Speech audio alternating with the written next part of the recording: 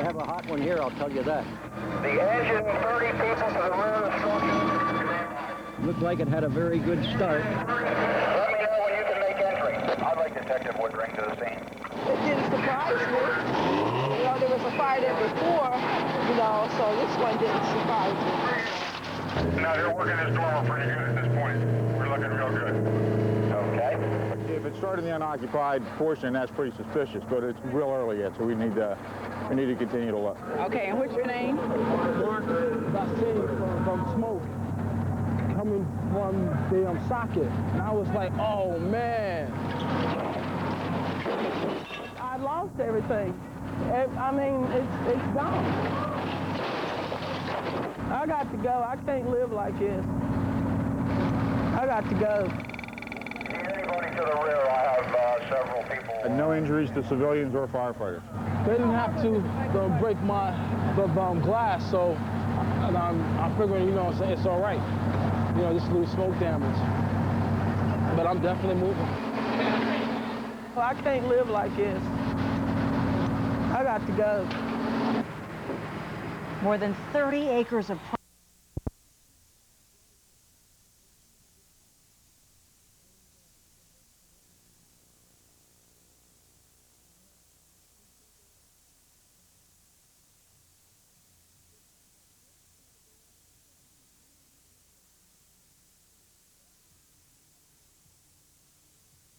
I don't know, some hard black stick. Something really, really hot. Help me. We're gonna get you to the here. We're gonna get you.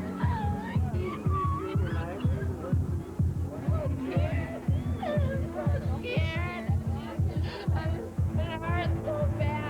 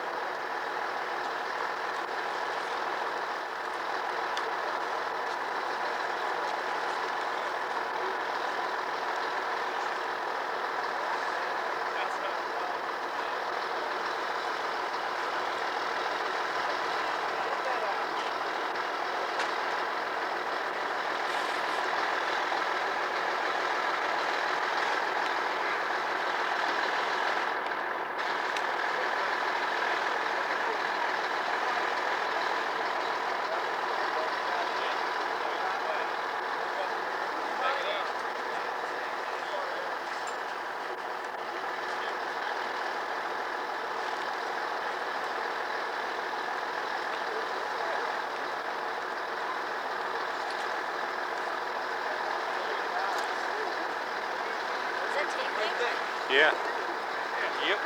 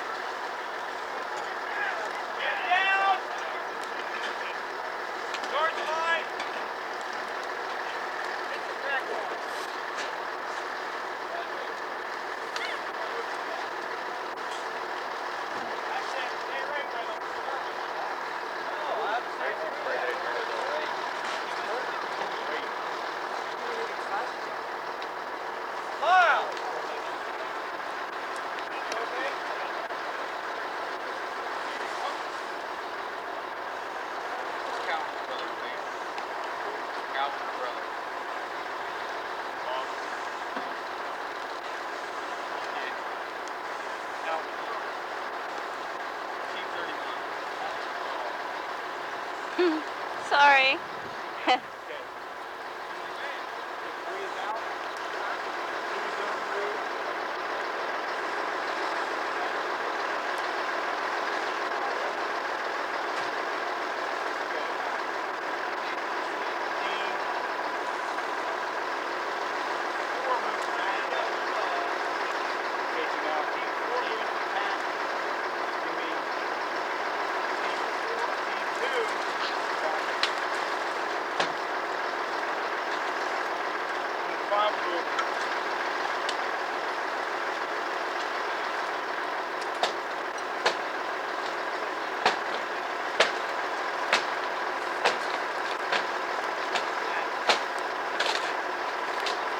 Hey. Backup. Team 5, still on the roof.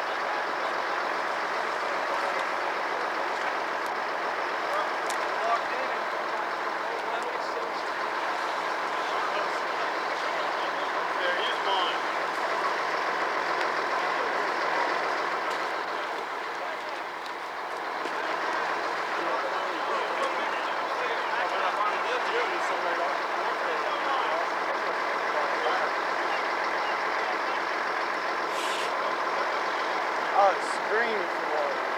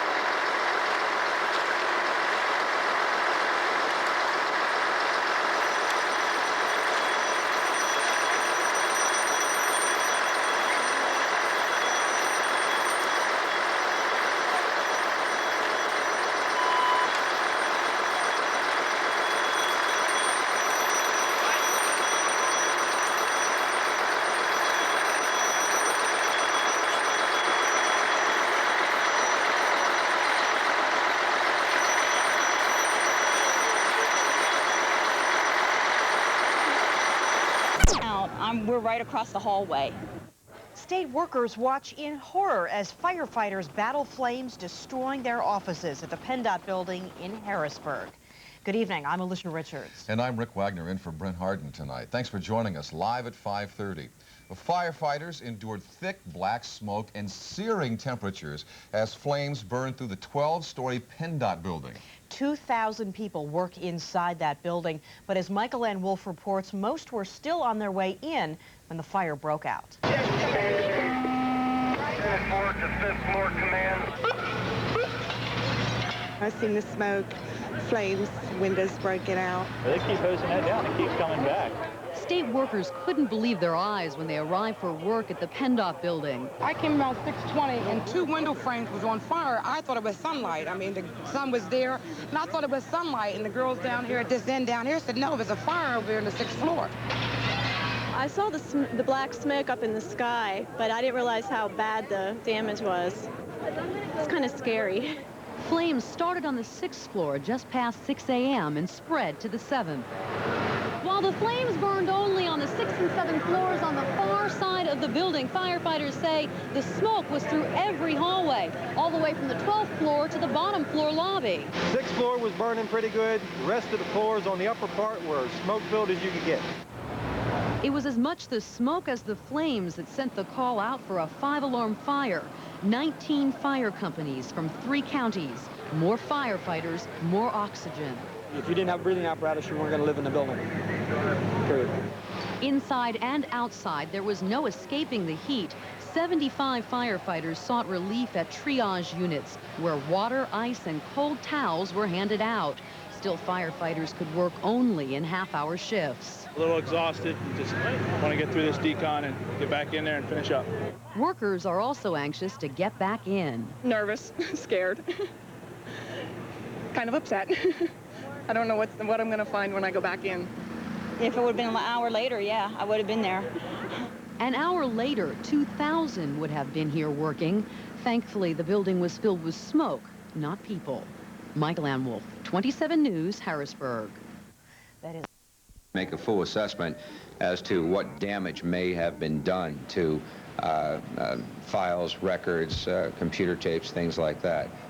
One of Harrisburg's worst fires ever keeps thousands of workers away and leaves your motor vehicle records in limbo. But those are not the only problems caused by the blaze at the State Transportation Building. Good evening. Thanks for joining us. I'm Rick Wagner. And I'm Alicia Richards. The damage to the Pendot building and its contents is devastating at worst, incredibly inconvenient at best. But today, police, fire, and ambulance crews controlled that area. The first fire call came in just after 6 in the morning, and in about an hour, the blaze went to 5 alarms. Fire broke out on the 6th floor of the Pendot building. Police blocked traffic around Foster Street, while fire crews knocked out the fire for 2 hours. Damages are already climbing past the $1 million mark. 5 firefighters were taken to the hospital for treatment of heat injuries. 8 others got relief there at the scene. In all, 23 fire companies responded to the blaze. Emergency crews also found some safety problems with state buildings today. Problems the Casey administration says it is working to solve. Reporter Dennis Butterbaugh explains. Command, got Dauphin County Emergency Management, no one from FEMA. I park in Area 15. How do I... Commonwealth Avenue. They opened up Commonwealth Avenue. You can get in. As some state workers looked up at the fire this morning, they were wondering what we were wondering. Isn't there an automatic sprinkler system in such a tall building? Of course, I feel better with one. I was under the assumption we did have them. So you're surprised? I am really surprised. Well, I'll tell you what, when you mentioned this to me today, I just assumed, like her, that we had the sprinkling systems throughout, especially the higher elevations. It's the law here in Harrisburg that any building taller than 75 feet must have a sprinkler system, but the Pendot building does not have one. That's because apparently the state is exempt from the local law. There is a legal question as to whether a Harrisburg City municipal ordinance can be enforced upon the Commonwealth of Pennsylvania. The general body of case law on that question says it cannot. Reed says the good news is the state has earmarked nearly $40 million to add automatic sprinklers to many of the state buildings that should have them, including the Pendot building. This incident really brings into focus the need for these kinds of changes. And we're going to continue to proceed with that project and hopefully can get the job done in the next 12 months. We're going to need to set up a decon on this side before we send these people into rehab. Firefighters faced another kind of danger in the Pendot building today. The suspected cancer causer, asbestos. We were notified by the state that there was asbestos above the ceiling. The fire dropped some of that. We pulled some of the ceilings as we were looking for fire. Congo says firefighters' breathing apparatus did protect them. The state will have to clean up any loose asbestos and isolate the remaining asbestos before any workers can come back on the job. Dennis Butterbaugh, 27 News, Harrisburg. Well, a remaining question is when was a valuable commodity. So were Gatorade and towels. Volunteers from the Salvation Army and the Red Cross worked at a staggering pace to keep triage units stocked with fluids and ice. It's very bad. It's very bad. Again, when you're wearing heavy clothing, that only makes things worse. Even when you're wearing normal street clothes, we're dealing with very dangerous heat index this week, and that fire equipment just makes it even more dangerous. And the building itself didn't help matters. The 12-story climate-controlled structure worked against firefighters. You climb all the stairs to get to the top. Once you got up there with the concrete walls, the heat was just trapped in there. Now, the asbestos problem in the building today, again, fire caused the asbestos particles to get into the air, which is dangerous, a carcinogen. The asbestos problem caused an even greater burden on firefighters.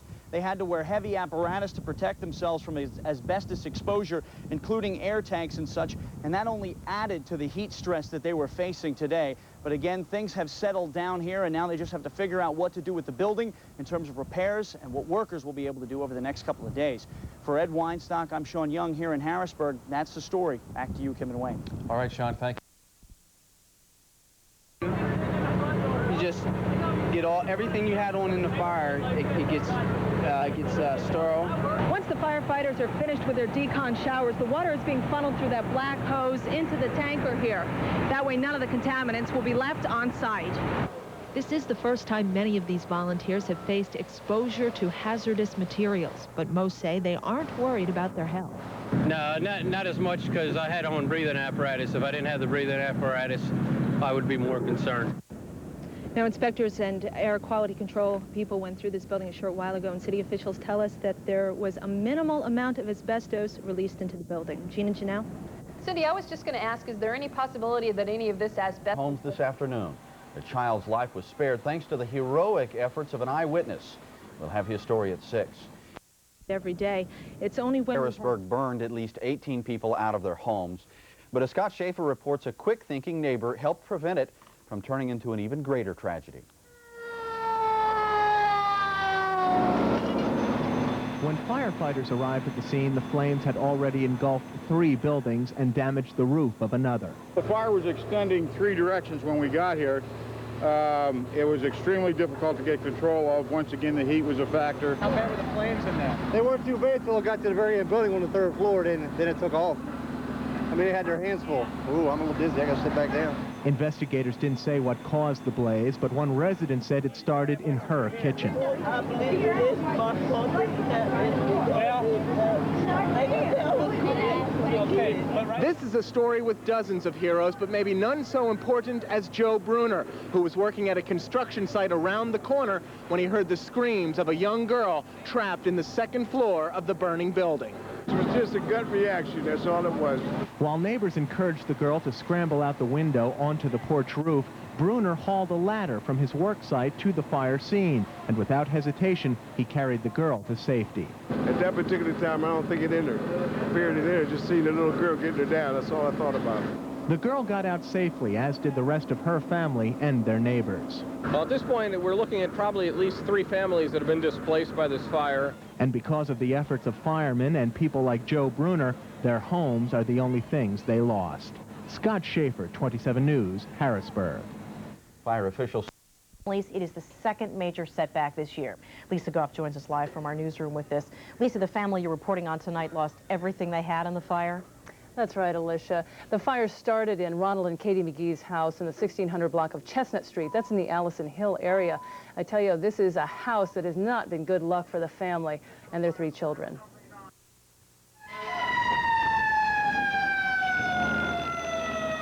I went through the house. There is absolutely nothing. Nothing. Everything has been burnt to a crisp. There's nothing but ashes. And as he walked through the rubble, Ronald McGee was thankful his family made it out alive, but sad about all the irreplaceable mementos that went up in smoke. The first thing that crossed my mind was my mother's wedding gown. You know, all this is because I had all this stuff, and it's all gone in a matter of moments. His wife, Katie, blames herself for the fire. She was cooking when the stove went up in flames. Neighbors tried to comfort her. They've seen her go through a lot in the last 6 months. Just last December, she and 2 other women were shot in their homes by a peeping Tom, a wound that caused her to lose her liver. I just feel so bad for her. I was crying right along with her because I didn't know what else to do. I feel so bad for her. It's pretty traumatic. You know, all this within 6 months' time. The McGee family lived here for about a year. They even stayed after Mrs. McGee was shot by the peeper. Now they've lost everything, and to add even more insult to injury, they don't even have insurance to cover their losses. Ronald McGee says finding a permanent place to live is first on his mind. You're glad that no one lost life, and then you're sad that, you know, what you strive and work for or go to work for, it's gone in a matter of... Our night team cameras found these firefighters training hard at Harrisburg Area Community College. They will compete in the National Firefighter Combat Challenge in St. Louis. And what makes them unique is that they're the first and only all-volunteer company ever to make the finals. Here's a sample of what they have to do. Put the nozzle over your shoulder, you drag it for 75 feet, you open up the nozzle, you shut it down, you set it aside, you walk 10 feet, and you pick up a 175-pound dummy, and you're driving backwards for 100 feet. That's all there is to it. Sounds easy, but it's a lot of work. The national contest will take place the weekend of August 26th. And the race is on to raise money this weekend. The company returned home tonight after competing as the only group of volunteer firefighters in a national competition. They battled 23 teams in what could be called a Firefighters Olympics, doing such things as carrying heavy packs up 5 flights of stairs and dragging a 175-pound dummy. The guys say they learned a lot from the experience, but ran into some tough problems in the heat. We were in reality representing all the volunteers everywhere, and that was a great honor. And unfortunately, what it did is it psyched us up so much, and it was so emotional and so physical that it just wasn't our day. Everything that could possibly go against us did. Well, that's too bad, but they're not through yet. They'll start planning for next year, next week, and this time they say they'll be better prepared. Still to...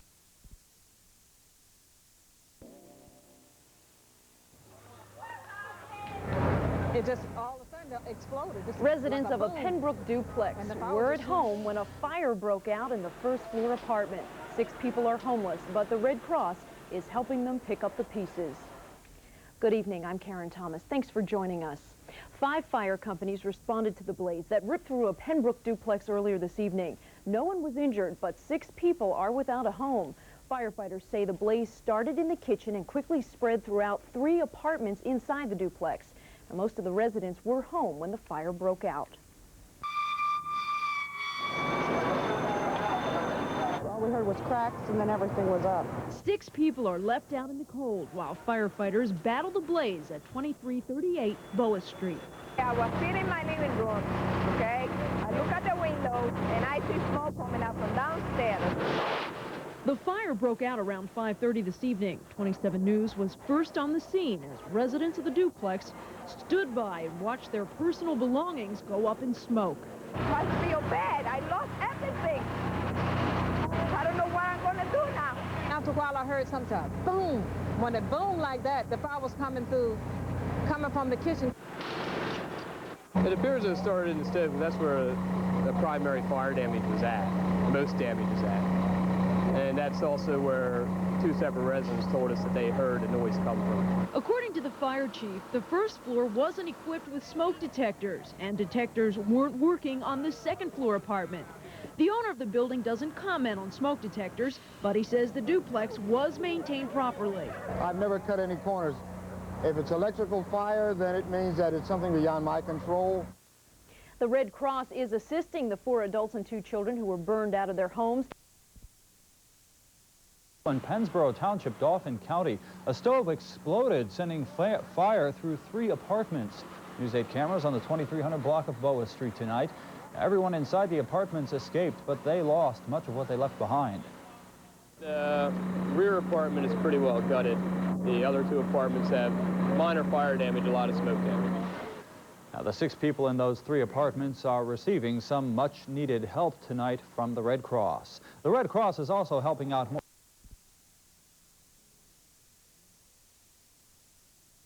Leaving 21 people homeless. And firefighters condemn this apartment building in Lebanon after heavy fire leaves it in ruins. Good evening. Fire swept through their apartment building early this morning. There was so much damage that the entire 12-unit building has now been condemned. And as Michael N. Wolf reports, firefighters are now calling the blaze suspicious. We have received a call around 1:10 in the morning. What we have is a 3-story building. A 3-story apartment building with flames shooting from the windows and the roof. 8 families homeless is also being called suspicious. The flames erupted just before 3 this morning at the Pines apartment complex in Susquehanna Township. We thank WHTM News watcher Fred Holmes, who shot this video. 4 upstairs apartments are completely gutted, and water and smoke heavily damaged the lower level apartments. The firewalls did not reach all the way to the top of the building, which was constructed before laws required full-height firewalls. Amazingly, nobody was hurt in this blaze. The state police fire marshal believes the fire may have started on a patio. Now, tonight at 6 on the evening edition, you'll hear from the people who lived in the building. An historic downtown Lancaster building. It only took probably about 10 minutes for it to rip through that whole roof. A devastating apartment blaze in Dauphin County leaves 21 people homeless. Good evening, I'm Alicia Richards. And I'm Rick Wagner. Thanks for joining us tonight. A severe fire has left 8 Dauphin County families homeless tonight. The blaze at the Pines apartment complex in Susquehanna Township forced 22 people out into the early morning cold. The news center was there at the apartment complex and brought you live reports throughout the morning. Tonight, Craig Demchek takes us back to the scene to update the story. A 2-alarm fire erupts at the Pines apartment complex on Progress Avenue in Susquehanna Township just before 3 a.m. Firefighters and equipment from 8 companies arrive within minutes. Coming down the street, it was already through the roof, so we already had flames showing when we pulled in. Residents of Building J escaped the flames without injury after being awakened by neighbors. Kind of a commotion woke me up. At that point, I guess the fire was still about 3 units down from me. My apartment's on the end. The fire started in the middle of the building, started to move in each direction, and mine was on the end that they were able to save. Daybreak shows the extent of the destruction. Victims and their families and neighbors see what the flames have left behind. All I saw was coming out the roof. The flames were just sky high. It only took probably about 10 minutes for it to rip through that whole roof. The fire started in the area of this apartment, possibly out here on the patio, because there's comparatively little damage inside this unit. The fire jumped to the upstairs and then quickly spread to the rest of the building, apparently helped along because the fire breaks inside don't extend all the way to the roof. Now that roof is gone. The 4 upstairs units are gutted.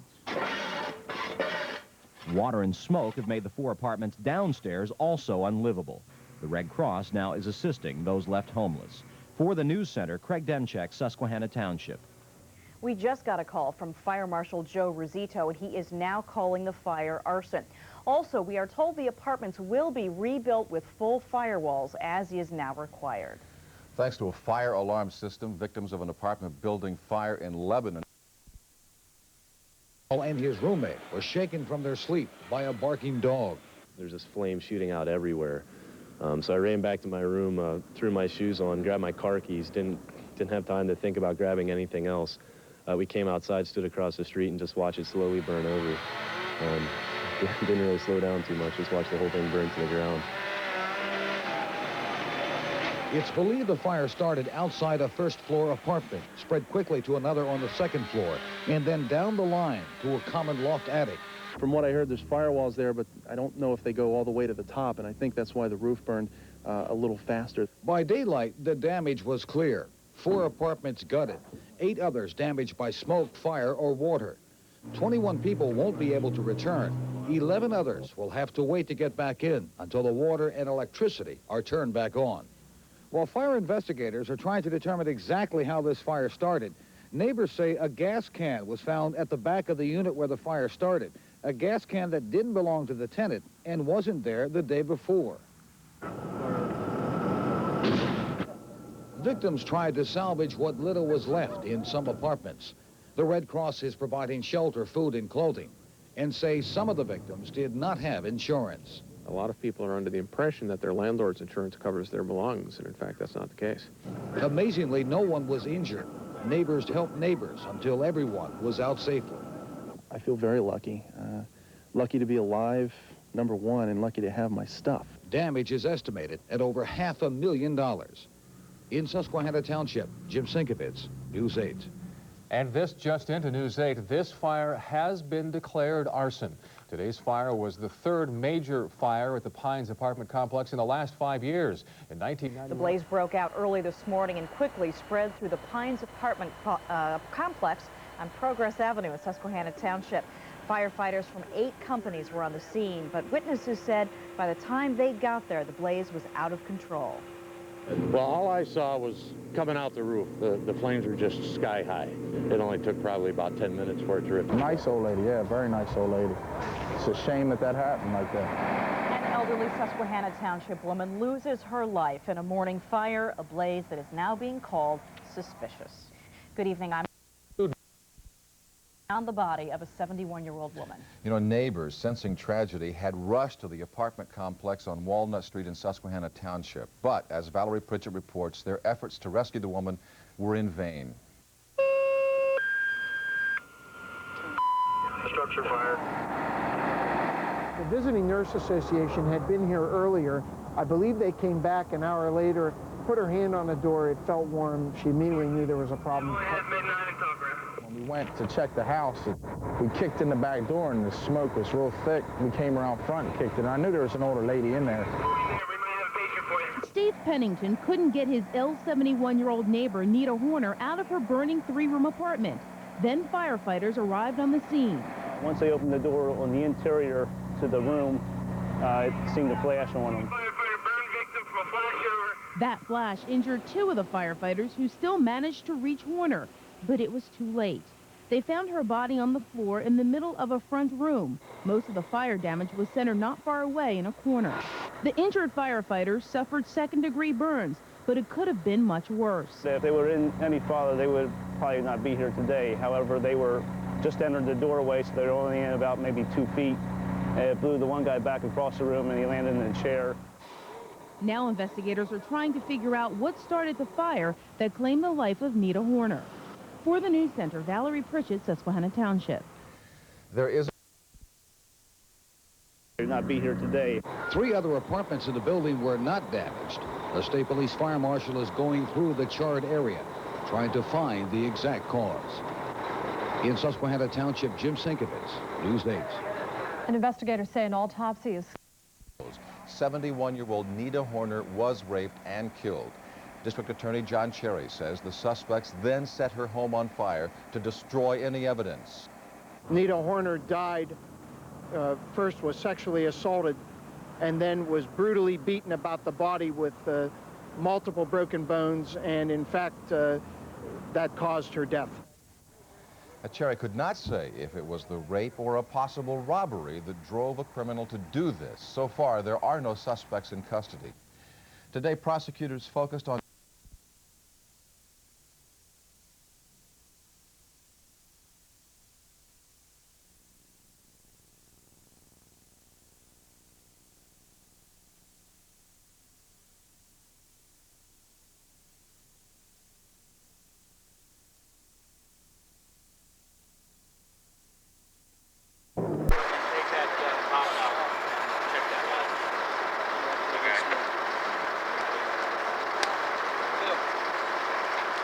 Boop, there it is.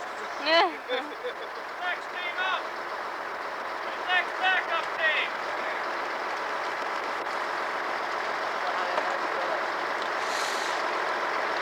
Team 9, let's get ready.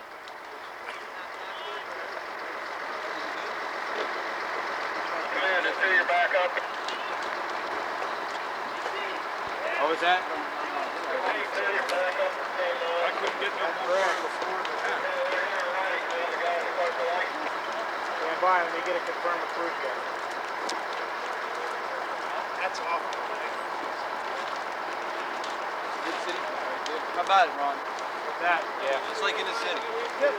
The wind's blowing in that open lock, that whole thing's open. Do you have anybody filling cylinders or anything like that? I'm supposed to get somebody, but I don't see anybody in.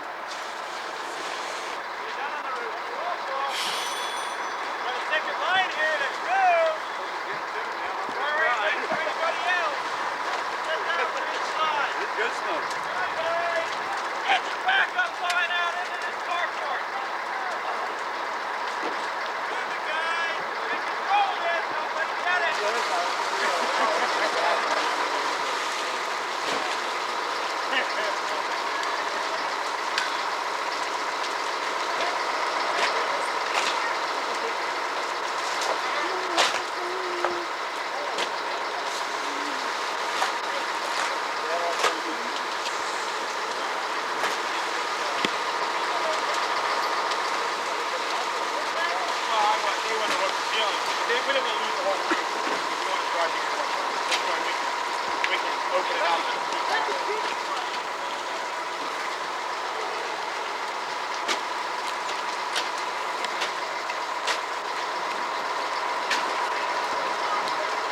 What do you got this on for? Well, then do something with this so it's not flopping around in the wind. Put it underneath your belt until you're ready to hook it up.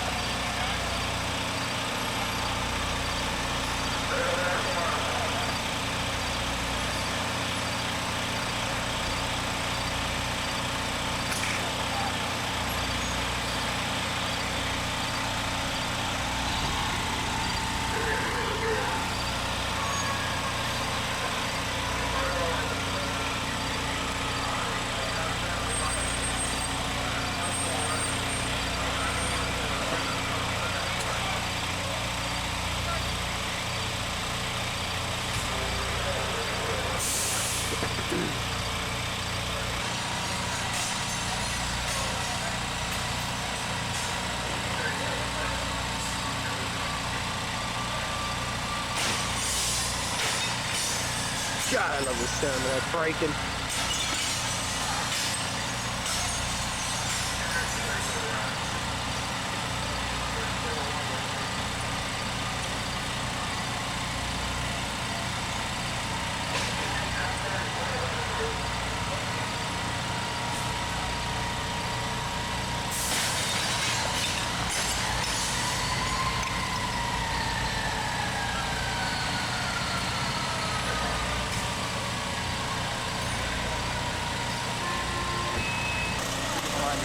All right, good.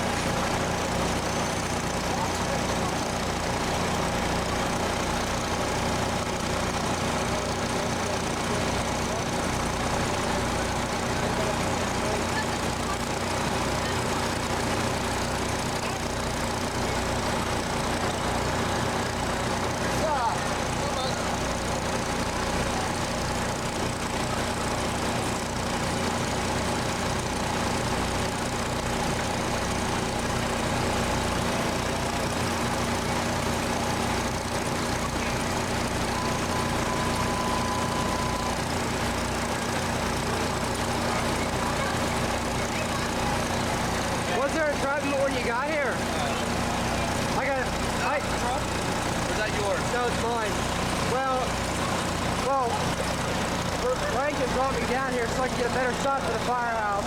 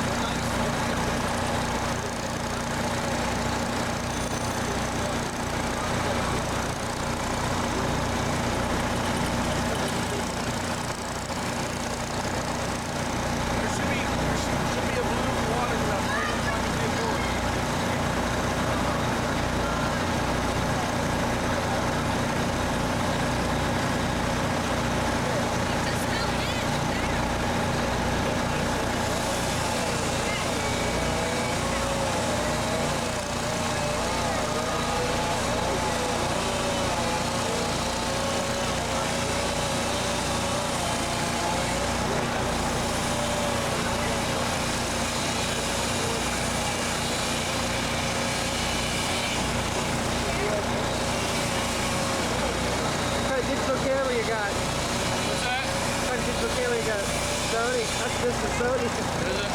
Yeah. I got a nice side of the fire blowing out of the roof when we first got here. What's that? Oh, really? Yeah. It was blowing out of this end right here. There's a small cross section over here. When they busted in windows out, man, whoo, it just took off.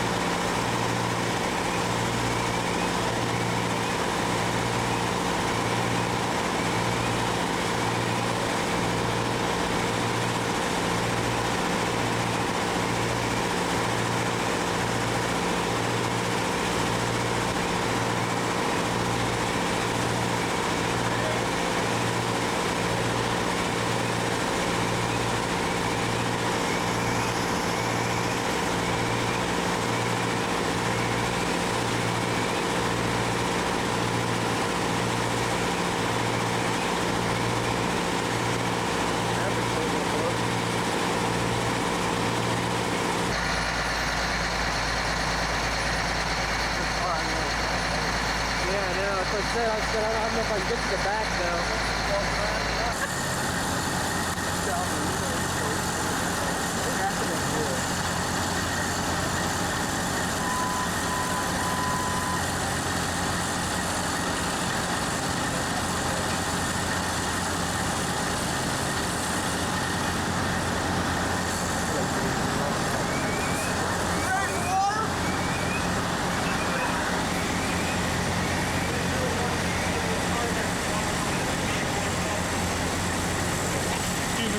Yep.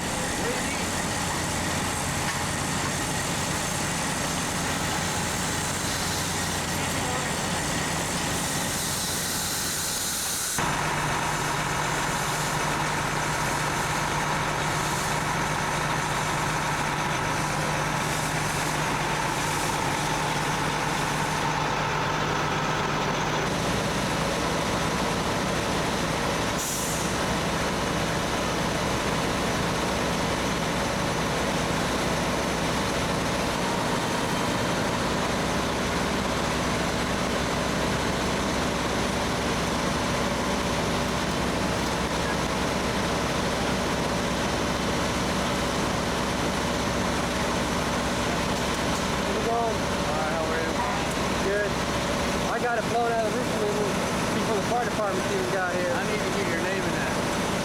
I need to get a copy of it.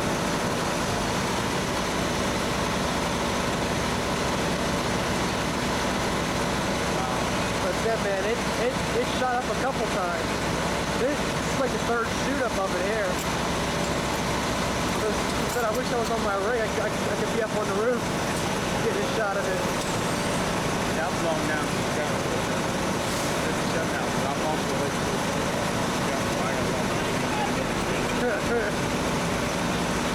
Well, did you hear when it first came over at? Yeah. You tried it when it first, yeah, when it first came over. I heard the office and I'm like, what the fuck, you know, and then I rolled back over and then. So you gotta speak to the progress boys about getting a copy. That's who I'm doing it for. So. Camera sucks with night shooting, but man, it's still getting the flames coming out of there. With a beautiful smoke cloud up in the air. He said, I wish I could get up on a ladder somewhere. There they go, now they got water flowing. Now I got some water on it. White water. I think they said one of the guys in the roof was about to fell in. When they got here, the roof was almost caving on the other side. Was there anybody inside? No, I think they got everybody out. I think they got everybody out in enough time.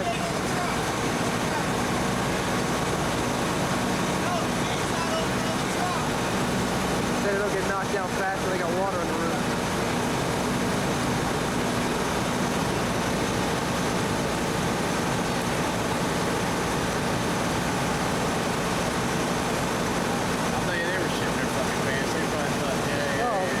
Nut their pants for this because this is the first fire that Kroger's has had for a long, long time. Now they're starting to, oh, look at that beautiful shot right there, that plane. Don't hit it with the water quite yet. I don't know what's wrong with them. I don't know if anything got it turned up high enough.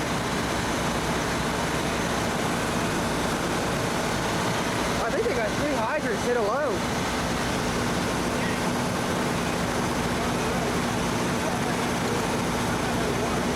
Get a damn stang knot going. Come on, guys. Purpose is new engine got one constantly bolted to the top of it. Beautiful fire blowing. Fucking thing's off, man. Oh, there ain't no way you're getting it. They're saving this son of a bitch.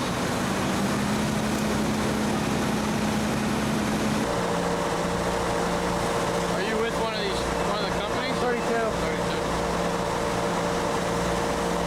Dad's somewhere around. Well, you guys just got a call from my house tonight about a lady screaming, so. When? About a half hour ago or so. Oh, yeah. Yeah, I was down just around 30th Street or something. Yeah, we were just sitting on my computer and all of a sudden I heard it, ah! I'm like, what the fuck was that? Probably some kids fooling around, but you can never tell nowadays, so.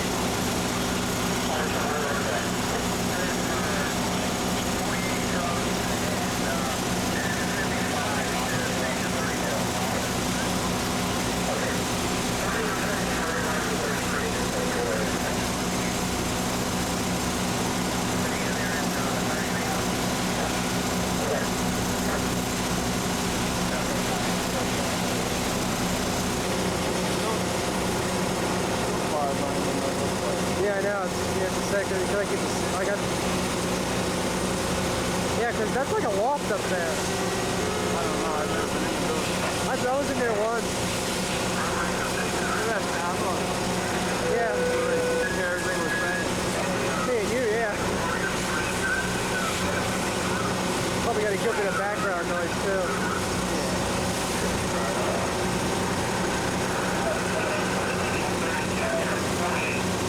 We're bringing 48.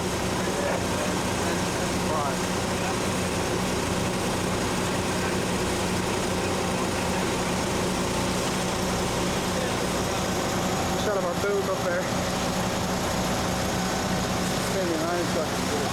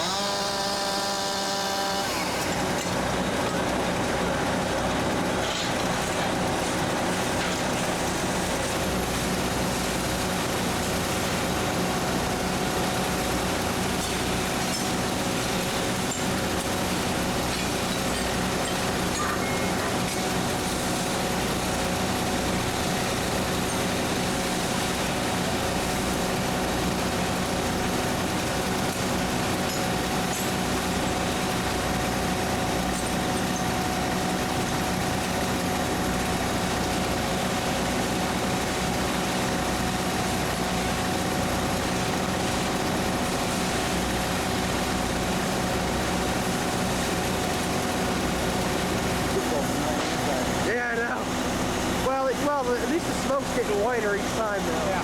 It's not as brown as like over there. Yeah. Instead, I wish I could have got it up on a ladder. You could have shot from the roof.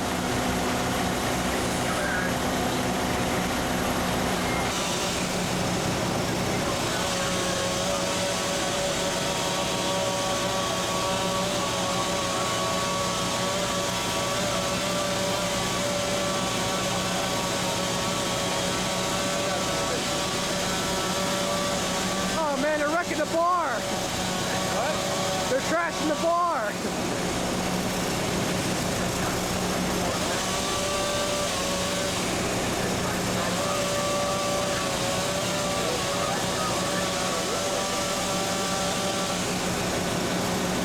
Well, whenever you say working fire, they always come out of the woodwork. Well, that's why you got sound there.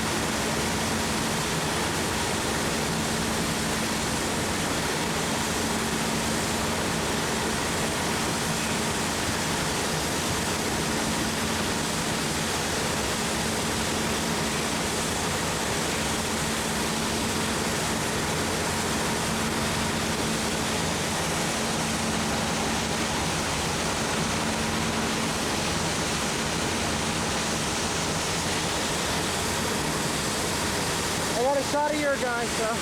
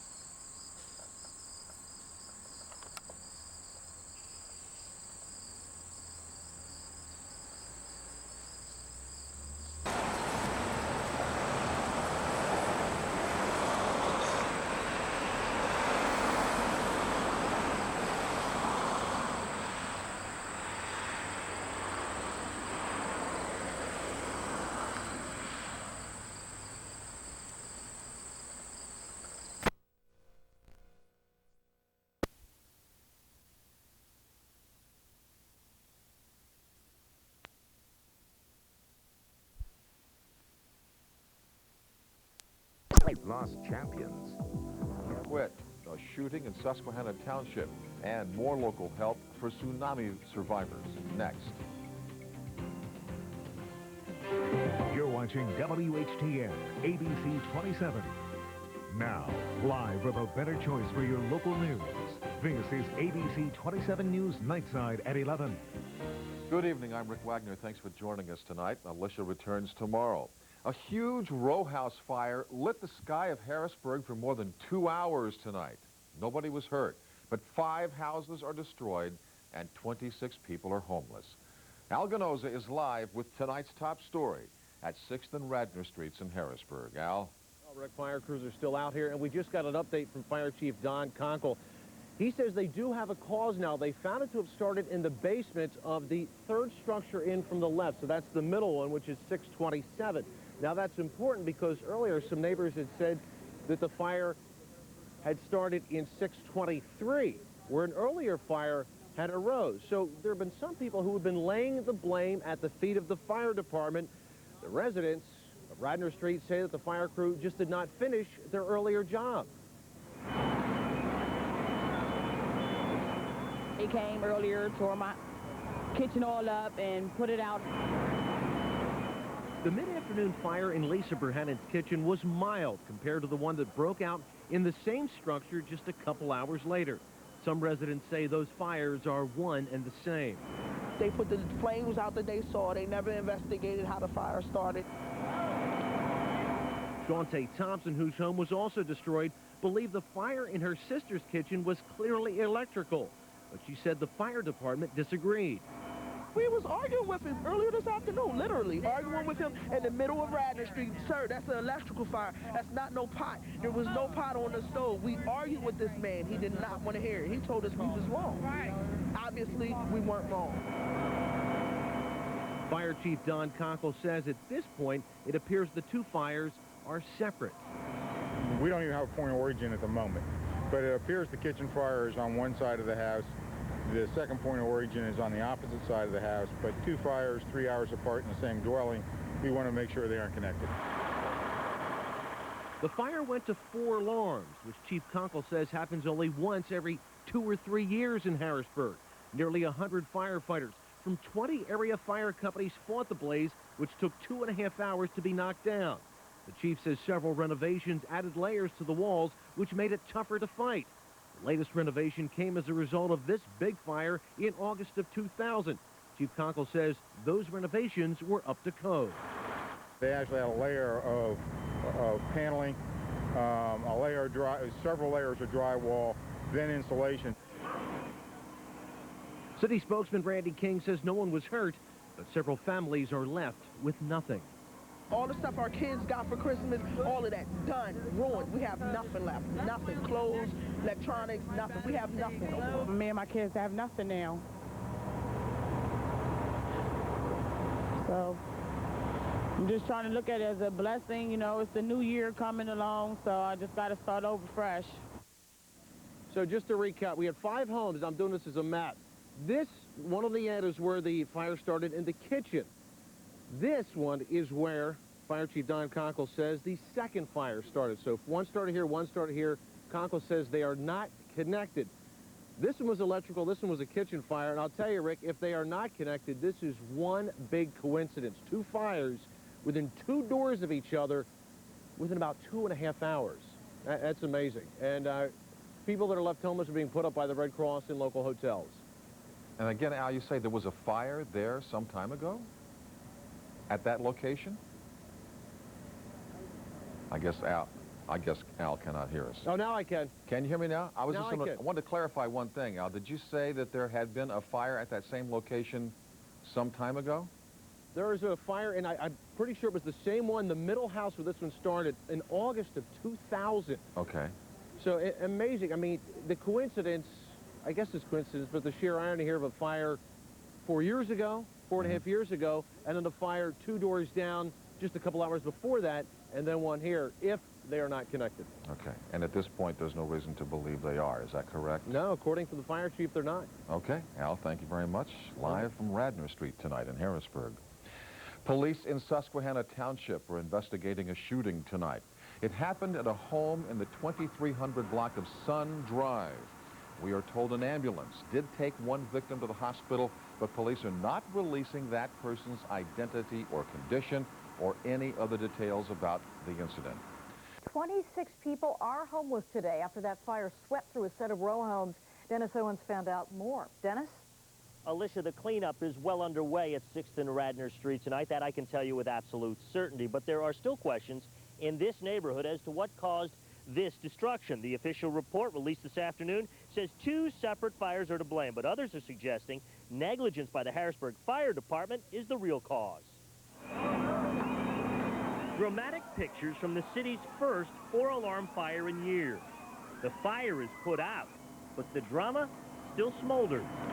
Neighbors say Harrisburg firefighters failed to fully put out a kitchen fire at 623 Radnor Tuesday afternoon.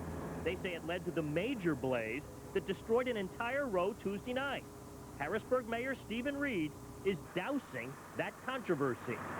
The first fire was absolutely unrelated to the second fire, and it was absolutely extinguished. State police and the Dauphin County Fire Commissioner issued a report saying the major blaze was caused by an electrical short in the basement of 627 Radnor. Two separate and distinct fires, 2 hours and 2 houses apart. I've been to a lot of fire scenes over the years, and I can tell you that there have been a lot of odd ironies and coincidences. This is another one. It couldn't have started like that. Shante Thompson was home for both fires. Her house was destroyed. I mean, do you think the Harrisburg Fire Department made a mistake? Asked to answer that again, first and second time, yes. David Bailey owns 5 of these rental properties. He's not convinced the fires were separate. I'm not an expert, obviously.